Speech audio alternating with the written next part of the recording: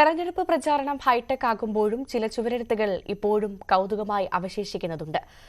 എറണാകുളം ഇടപ്പള്ളിയിലുള്ള ഒരു ചുവരെഴുത്ത് അതുപോലെയാണ്. 1957 തെരഞ്ഞെടുപ്പിലെ കോൺഗ്രസ് സ്ഥാനാർത്ഥികൾക്ക് വേണ്ടിയുള്ളതായിരുന്നു ഈ ചുവരെഴുത്ത്.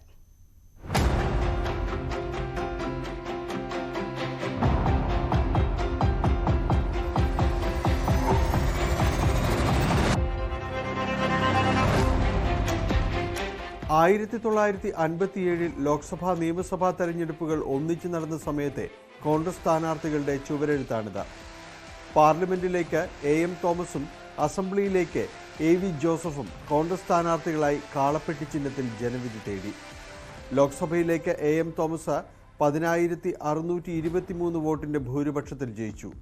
നിയമസഭയിലേക്ക് മത്സരിച്ച DCC പ്രസിഡന്റ് കൂടിയായ AV ജോസഫ് 3,786 വോട്ടിന് CPIയിലെ TK രാമകൃഷ്ണനോട് തോറ്റു. പതിറ്റാണ്ടുകൾക്കിപ്പുറവും നിറം മങ്ങാതെ ചുവരെഴുത്ത് ഭദ്രം.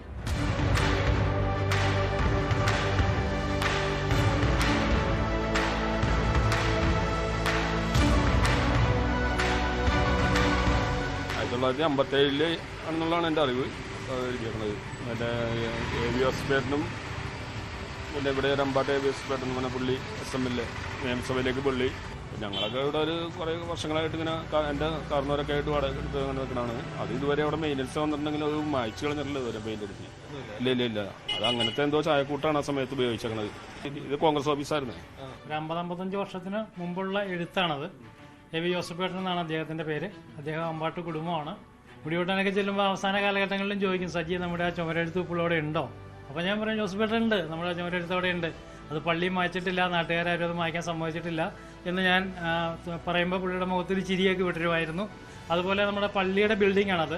അത് കാലാകാലങ്ങളിൽ മെയിൻ്റെനൻസ് ഒക്കെ നടക്കുന്നുണ്ട്, ഷീറ്റ് കാര്യങ്ങളൊക്കെ ഇടുന്നുണ്ട്, പെയിൻ്റ് അടിക്കുന്നുണ്ട്. എങ്കിലും പള്ളിക്കും നാട്ടുകാർക്കും താല്പര്യമുള്ളത് കൊണ്ട് തന്നെ ഇന്നും അത് മായാതെ ആ പഴയ ഓർമ്മ നിലനിന്ന് പോയിക്കൊണ്ടിരിക്കുന്ന ഒരു രീതിയാണ് ഇവിടെ നമ്മൾ കാണുന്നത്. ഇടപ്പള്ളി പള്ളിയുടെ ഉടമസ്ഥതയിലുള്ള കെട്ടിടം മഹാത്മാ വായനശാലയും കോൺഗ്രസിന്റെ ഓഫീസുമായിരുന്നു. പഴയ നാലങ്ങാടിക്ക് ചുറ്റും ഇപ്പോൾ പുതിയ കെട്ടിടങ്ങളായി. കെട്ടിടത്തിന്റെ ചുവരുകൾ വെള്ളപൂശുമ്പോൾ ഇതുമാത്രം ഒഴിവാക്കും. പുതിയ കാലത്തിന്റെ ഫ്ലെക്സും ബാനറും ഉയരുമ്പോഴും പുതിയ തലമുറയ്ക്ക് ഇന്നലകളിലേക്കുള്ള ഓർമ്മപ്പെടുത്തലായി ഈ കൗതുക കാഴ്ച ഇപ്പോഴും നിറം മങ്ങാതെ തുടരുന്നു. ന്യൂസ് 18 കൊച്ചി.